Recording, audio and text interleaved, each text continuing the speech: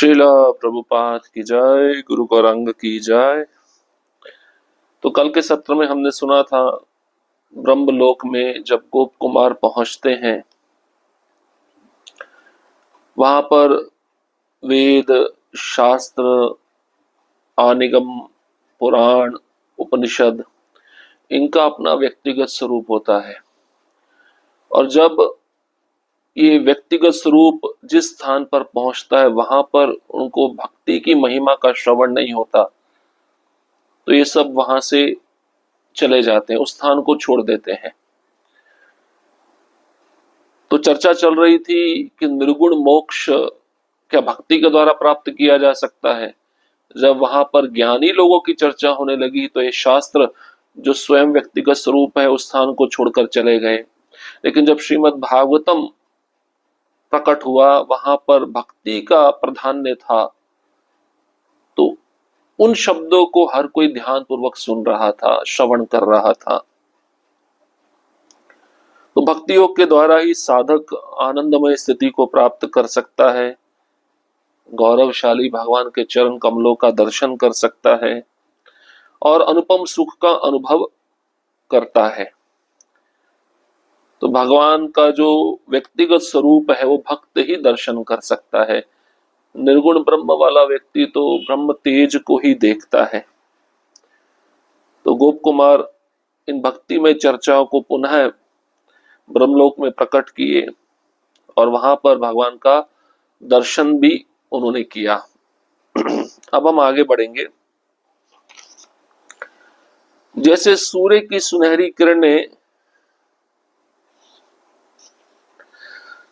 भगवान के पवित्र नाम का क्षीणतम प्रतिबिंब भी यदि वह केवल एक बार कान में प्रवेश कर जाए पूर्ण मोक्ष प्रदान कर देता है।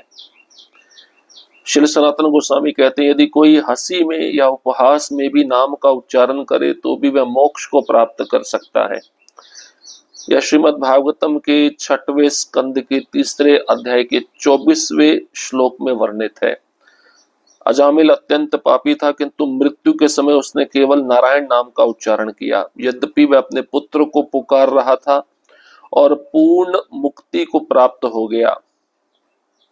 इसी प्रकार वराह पुराण में सत्य ताप की कथा आती है। एक राक्षस ने जल में स्नान करते हुए ब्राह्मण को खाने का प्रयास किया। जो नाम जप कर रहा था, मरते समय उस ब्राह्मण के मुख से निकले नाम को सुनकर वह राक्षस भी मुक्त हो गया।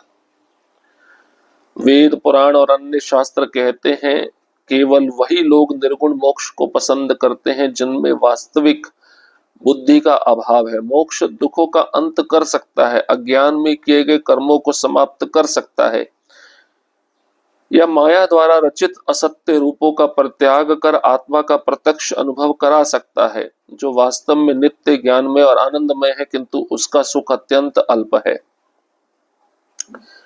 जैसे जैसे वेद, उपनिषद और आगम शास्त्रों की सभा में गहन तत्व चर्चा आगे बढ़ी, एक पक्ष के निर्गुणवाद मतावलंबी विद्वान अत्यंत गंभीरता से कहने लगे, शुद्ध आत्मा वास्तव में निर्गुण है, अकेला है, निराकार है, निष्क्रिय है, वही तो ब्रह्म है। उनके स्वर में कठोरता थी, मानो करुणा, प्रेम, सौंदर्य और माधुर्य का कोई अस्तित्व ही ना हो। श्रील सनातन गोस्वामी प्रेम पूर्वक तर्क के साथ स्पष्ट करते हैं, ये लोग कहते हैं कि ब्रह्म में दया जैसे गुण नहीं है, वह अकेला है और महान भक्तों या किसी से भी संबंध नहीं रखता। उसमें कोई अद्भुत रूप नहीं, ना ही किसी प्रकार की मधुर लीलाओं का आनंद, किंतु वास्तव में ये सब दिव्य लक्षण भगवान के व्यक्त रूप में ही पूर्ण रूप से विद्यमान है। वही रूप अनादि आनंद स्वरूप और ज्ञानमय है, जिसके दर्शन से आत्मा को परम सुख की अनुभूति होती है। तो यहाँ पर भगवान के पवित्र नाम की महिमा का वर्णन किया जा रहा है। भगवान का पवित्र नाम क्षीणतम रूप से भी लिया जाए, अगर किसी के कान में ये राम का रा भी प्रवेश कर जाए तो पूर्ण मोक्ष प्रदान कर देता है। तो सनातन गोस्वामी उदाहरण देके बताते हैं, श्रीमद् भागवतम के 6वें स्कंद से अजामिल के उपाख्यान के द्वारा वहां पे वर्णन है, यदि कोई हंसी में भी हरिनाम लेता है या उपहास में भी, मजाक में भी कोई हरिनाम लेता है, तो वह हरिनाम मोक्ष प्रदान कर देता है।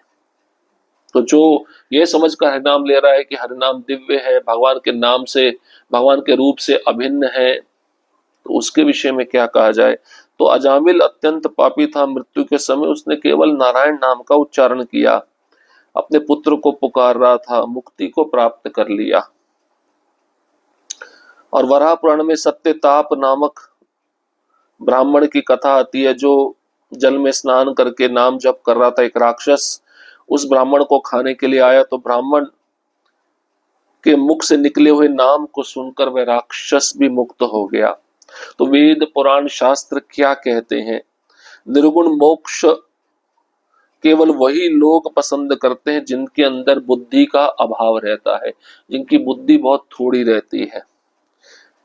तो मोक्ष से दुखोकांत हो सकता है, मोक्ष से अज्ञान में किए गए कर्म समाप्त हो सकते हैं, या मोक्ष से माया द्वारा रचित असत्य रूपों का परित्याग करके आत्मा का प्रत्यक्ष अनुभव किया जा सकता है, लेकिन भगवान का प्रत्यक्ष अनुभव नहीं किया जा सकता मोक्ष के द्वारा। भगवान का प्रत्यक्ष अनुभव तो भक्ति के द्वारा किया जाता है। भगवान का स्वरूप नित्य है, ज्ञानमय है, आनंदमय है। अब उपनिषद, वेद, आगम शास्त्रों की सभा में ये तत्व चर्चा गहन रूप से आगे बढ़ती गई।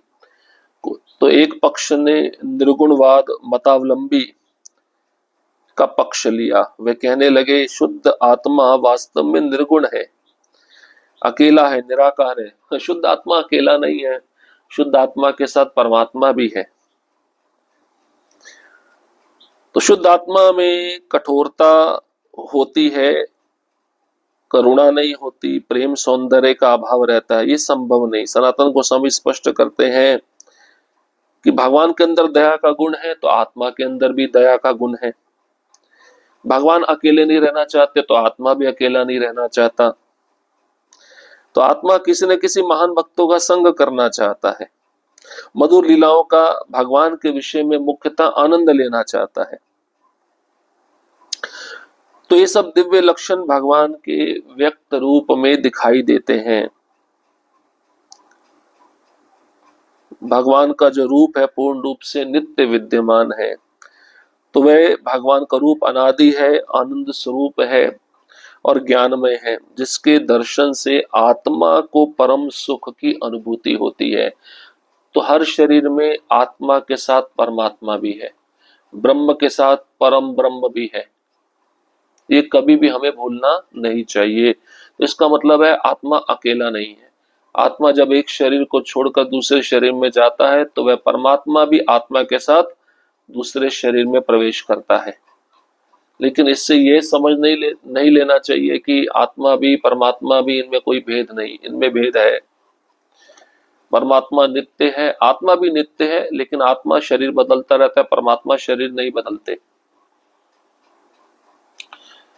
इसके विपरीत भगवान का साक्षात स्वरूप ही ब्रह्म का पराकाष्ठा रूप है। वह परम पुरुष है, परमात्मा है, सर्वाधिपति है।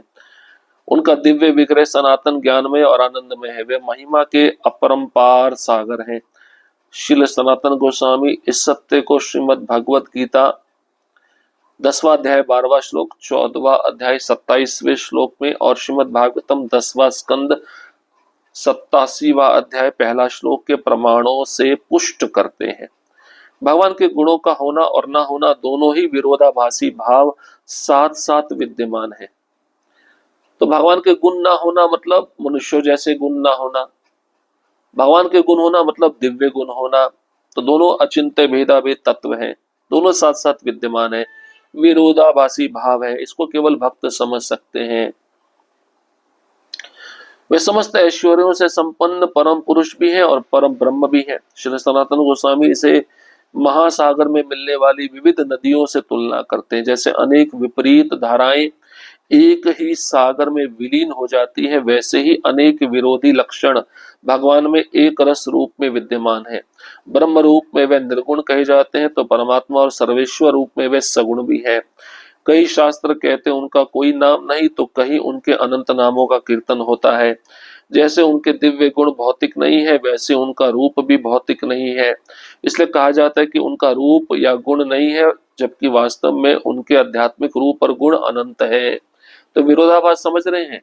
कई शास्त्र कहते हैं भगवान के नाम नहीं है, लेकिन भगवान के अनंत नाम है। कई शास्त्र कहते हैं भगवान निर्गुण है, इसका मतलब वह ब्रह्म है। लेकिन कई शास्त्र परमात्मा का रूप बताते हैं, सर्वेश्वर का रूप बताते हैं, ये वह सगुण है। तो इसलिए उनका रूप या गुण नहीं है, इसका मतलब क्या है, उनका आध्यात्मिक रूप और गुण अनंत है। तो मनुष्य के साथ तुलना नहीं की जा सकती, जैसे मायावादी लोग भगवान की तुलना मनुष्य के साथ करते हैं। तो भगवान की महिमा अपरंपार है और ये महिमा असीम है, इसको भौतिक बुद्धि के द्वारा नहीं समझा जा सकता। अतः केवल भक्ति योग के द्वारा ही साधक उनके परम आनंदमय गौरवशाली चरण कमलों का दर्शन कर सकता है और इस प्रकार अनुपम सुख का अनुभव करता है। श्री सनातन गोस्वामी स्पष्ट करते हैं कि भगवान का व्यक्त स्वरूप ही उस निर्गुण ब्रह्म का मूल है, जैसा भगवत गीता 14.27 और ब्रह्म संहिता 5.40 में वर्णित है। तो भगवान का रूप दिख रहा है, तो रूप से ही तो रोशनी आ रही है, ब्रह्म तेज आ रहा है, वही तो निर्गुण ब्रह्म है। तो निर्गुण ब्रह्म किस पे आश्रित है? भगवान के सुंदर रूप पे आश्रित है। श्री कृष्ण के चरण तो स्वयं आनंद की मूर्ति है, अपरिमित सुख के महास्रोत है, मधुरता में शर्करा से भी बढ़कर है। निर्गुण ब्रह्म में तो केवल उस सुख की हल्की सी छाया मात्र है, और यदि जीवात्मा को कहीं पर ब्रह्म कहा जाए तो वह भी अवश्य ही उसी परम पुरुषोत्तम भगवान का अंश है, जो शाश्वत ज्ञानमय और आनंदमय है।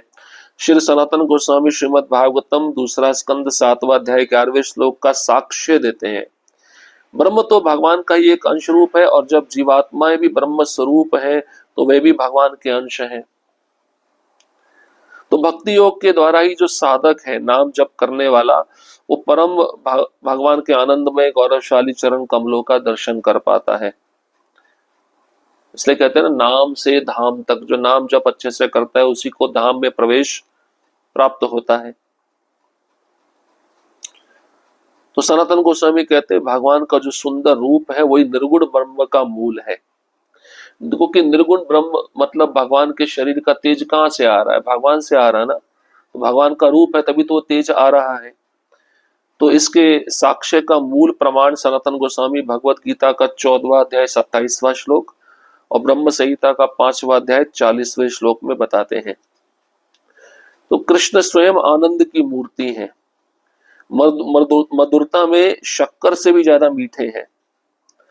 तो निर्गुण ब्रह्म में जो लोग लिप्त रहते हैं उस सुख का अनुभव हल्की सी छाया मात्र कर पाते हैं।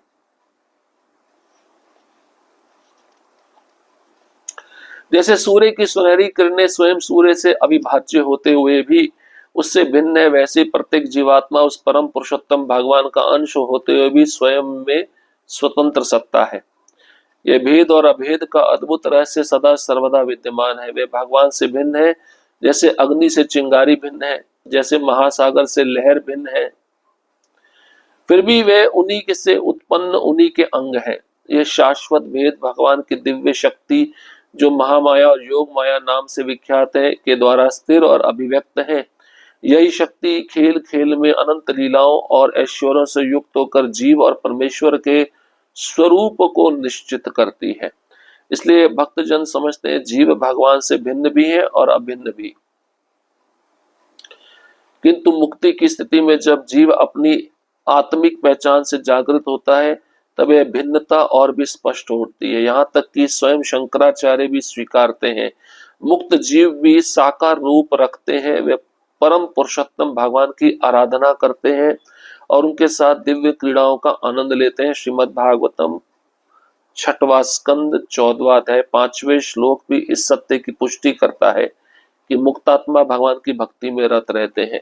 अच्छा, मुक्त जीव है, उसको संसार से कुछ लेना देना नहीं, संसार के किसी वस्तु से उसका कोई आकर्षण नहीं, फिर वो भगवान से आकर्षित कैसे हो जाता है? तो इसका मतलब भगवान में दिव्य गुण है, भगवान का रूप दिव्य है, तभी तो वह रूप, भगवान के गुण उस मुक्त जीव को भी आकर्षित करते हैं। जैसे सूर्य की सुनहरी किरणें सूर्य से अभिन्न है, निकल सूर्य से रही है, निकलते हुए अलग हो जाती है, लेकिन निकल कहां से रही है? सूर्य से रही है। तो इसको कहते हैं अचिंत्य अभेदा भेद।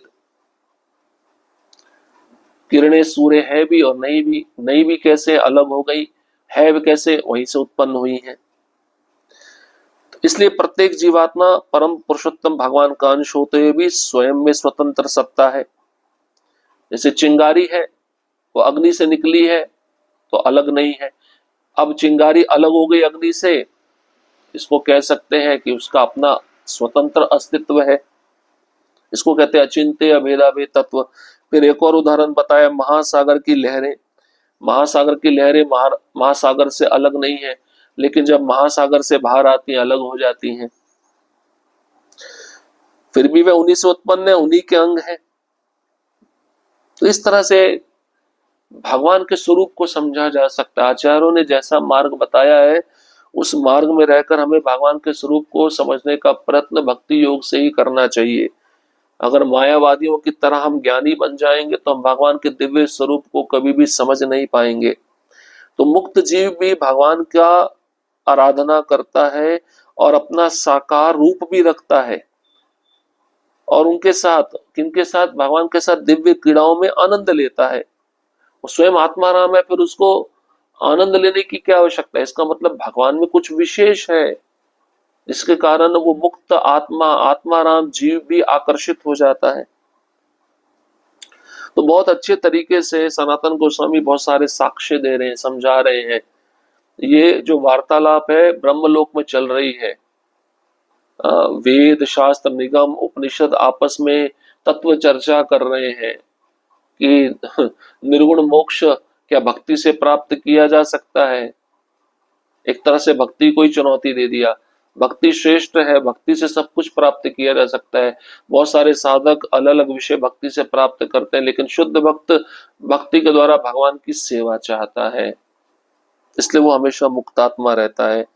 तो इसके विषय में और भी चर्चा है। संवाद बहुत सुंदर है, तात्विक है, सिद्धांतिक है। इसको समझने का प्रयास करना चाहिए, इसमें आलस नहीं करना चाहिए। इसमें कोई स्टोरी नहीं आ रही है, सिद्धांत ज्यादा है तो इसको छोड़ दो, ये समझना जरूरी है, क्योंकि ये सब सिद्धांत भगवान की लीलाओं पे आधारित है। ठीक है, आगे के सिद्धांत हम अगले सत्र में श्रवण करेंगे। हरे कृष्णा कृष्ण कृष्ण हरे हरे, हरे राम राम राम हरे हरे। श्रील प्रभुपाद की जय, गुरु गौरांग की जय।